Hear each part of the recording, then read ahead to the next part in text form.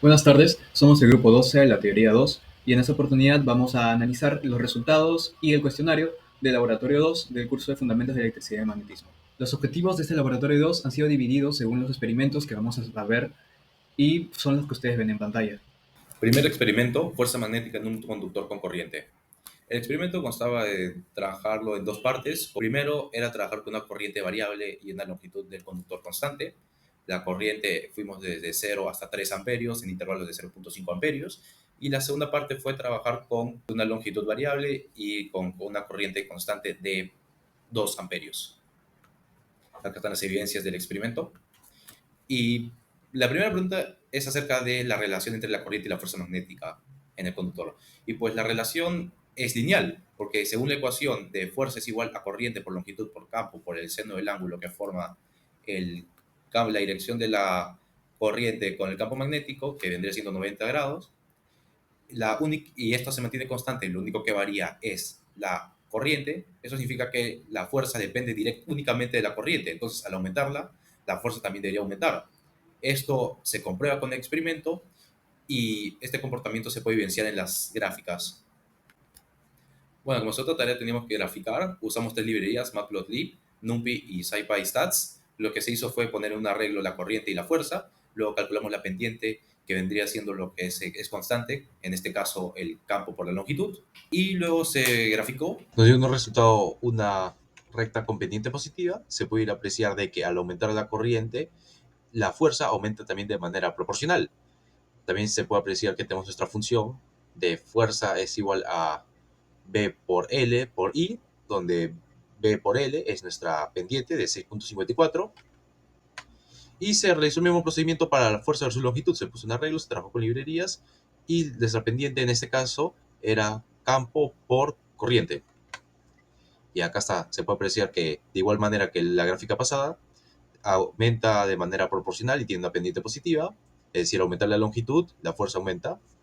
Y con los datos anteriores hemos calculado el campo para cada caso. En el primer caso tenemos ya la pendiente y como dato usamos L es igual a 0,084 metros, despejamos B y lo calculamos, dándonos como resultado 77,91 teslas. Se realiza lo mismo para la gráfica de fuerza versus longitud, usando la pendiente y de corriente 2 amperios, que es constante dada en el experimento, y nos da como resultado 75,62 teslas. Los valores son muy similares, con solo una variación de 2,3 tesla de diferencia, siendo un 3%, y ambos resultados deberían ser iguales, puesto que estamos trabajando con el mismo tipo de imanes y no hay cambios en la configuración. Sin embargo, puede ocurrir de que hay una pequeña discrepancia al medir, y esto ocurre que exista esta pequeñísima variación. Para la primera pregunta del experimento 2, ¿por qué al hacer girar el imán se produce una corriente? Tenemos que remontarnos a lo aprendido en el curso, la ley de Faraday. La ley de Faraday nos indica que al haber un cambio en el flujo electromagnético dentro de un área, se puede generar una flema inducida. ¿Y cuál es el cambio en este experimento? El cambio se da al momento de hacer girar el imán. Como vemos en la imagen, el imán tiene un campo magnético. Al momento de que este gira sobre su propio eje, la forma en la que el campo magnético o el vector campo magnético in- se intersecta con el vector área de la espira va a cambiar. Como vemos aquí, en esta fórmula de aquí, el ángulo θ es el que va a estar cambiando en nuestro experimento. Este cambio va a generar una fluctuación del flujo electromagnético, lo cual nos generará una flema inducida. Al momento de que esta flema inducida vaya cambiando según el ángulo, también cambiará la dirección de la corriente, la cual vamos a poder hallar o suponer según la ley de Lenz. Siguiendo con el proyecto 2, vamos a responder la siguiente pregunta. Determinar el periodo y la evaluación angular usando los datos experimentales obtenidos, los cuales se nos muestra en la primera PPT de este proyecto 2. Ahora, calculamos primero el periodo.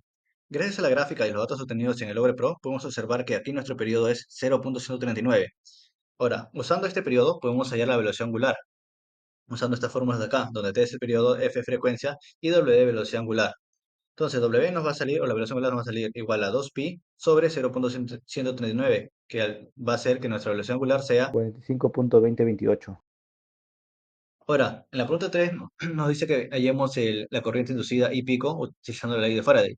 Para ello usaremos las siguientes fórmulas, donde B es el campo magnético, I corriente, A área, E voltaje inducido, N número de vueltas y W velocidad angular. Reemplazamos nuestros datos y sale que nuestro campo magnético pico es 1,7955 militeslas, lo cual después vamos a multiplicarlo por 10 a la menos 3 para que se conviertan en teslas. Ahora, nuestro voltaje inducido va a ser igual a el número de vueltas 100 por nuestro B pico, por nuestro área, por la velocidad angular obtenida anteriormente, por el seno de la velocidad angular por el tiempo. Quiero recalcar que al final este seno, velocidad angular del tiempo, va a ser igual a 1, porque estamos hablando en picos, o sea, valores máximos, y sabemos que el seno va entre menos 1 y 1, siendo 1 el valor máximo. Y tomando eso, sale que nuestro voltaje inducido es 0,0996. Y por ley de Ohm podemos calcular la corriente pico, que tomando de valor de la resistencia 12 por nuestros datos, sale que nuestra corriente pico será 8,3 por 10 a la menos 3 amperios o 8,3 miliamperios. Y calculando el I pico con nuestros datos experimentales, nos sale que es un valor aproximado a 5 miliamperios, teniendo una diferencia de 3,3 miliamperios. Y esto sucede porque hay una variación en la resistencia que no hemos tomado en cuenta, porque no hemos colocado los aparatos en las posiciones adecuadas, por ejemplo, la bobina o el imán, haciendo que esto afecte a nuestra resistencia y también afecte a nuestros gráficos en la siguiente pregunta. Pregunta 4, pregunta de programación. Nos pide graficar el campo magnético respecto al tiempo. Primero filtramos nuestro tiempo de 3 a 4, como se puede observar acá, y después imprimimos, lo cual nos sale esta gráfica acá. Después, para hacer el campo magnético ajustado, tomamos le ajustamos una función seno, donde A va a ser la amplitud, B frecuencia angular, C y D constantes. Bueno, para hallar la amplitud, podemos ver en esta gráfica que se halla el punto máximo y el punto mínimo. Con nuestra gráfica sería que la amplitud máxima sería 2,0 militeslas y el mínimo 1,6 aproximando militeslas. Y para el periodo, sabemos que el T mínimo es 1 menos que nuestro periodo normal y el T máximo es 1 más. Dado que tenemos nuestro periodo, podemos hallar el T mínimo, que es 1 menos 0,138 y 1 máximo 0,140. Y acá nuestro A máximo 0,016 y el A máximo 0,002. Esto porque hemos multiplicado por 0,001 para convertirlos a teslas. Después tenemos nuestros C y D, que sus mínimos son 0 y sus máximos son 2pi y 0,002 respectivamente. Colocamos nuestros datos en nuestra función en Python y después imprimimos. Y nos imprime dos gráficas, una la del campo magnético experimental y la otra ajustado, y haciendo que nuestros cálculos estén bien. Ahora calculamos la corriente inducida. Usamos esta fórmula igualmente y igualmente que en la anterior pregunta, ponemos estos datos en el Python para que nos imprima. Pero acá vamos a usar una resistencia diferente, no la de 12, porque esta nos imprime mal. Usamos esta fórmula para hallar la resistencia ideal, la cual es 19,94 y después imprimimos. Esto es lo que pasaría si hubiéramos imprimido con la resistencia de 12, haciendo que la amplitud cambie demasiado y no coincida nuestras gráficas. Y si usamos la resistencia ideal, que es del 19,94, podemos observar que nuestra corriente experimental con nuestra corriente teórica coinciden. Tercer y último experimento, lanzador de anillos. Acá están nuestros resultados experimentales con y sin barra de hierro y para los tres anillos. Acá están las evidencias del caso.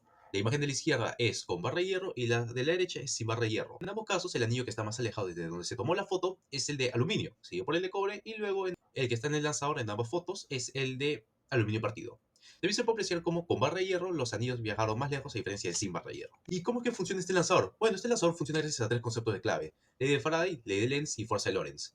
Al momento que se activa el interruptor, una corriente alterna fluye, generando un campo magnético que varía en el tiempo.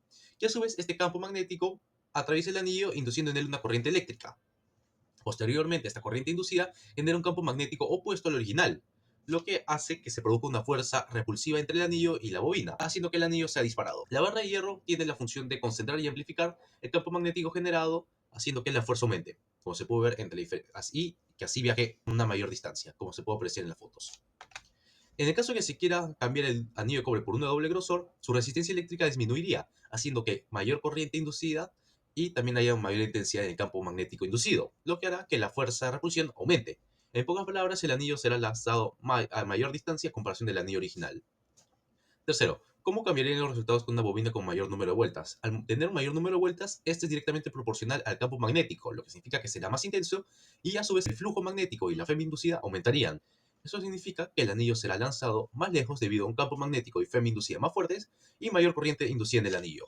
Luego, ¿qué ocurrió al colocar el anillo hueco? El anillo hueco no es lanzado del aparato, en ambos, como se puede apreciar en las fotos. Y esto es que el anillo hueco no forma un circuito cerrado, por lo que la ley de Faraday requiere de un circuito cerrado para que fluya la corriente inducida, por lo que al tener corrientes igual a cero, no hay fuerza, es decir, no hay interacción electromagnética de repulsión o atracción dependiendo del caso. Muchas gracias.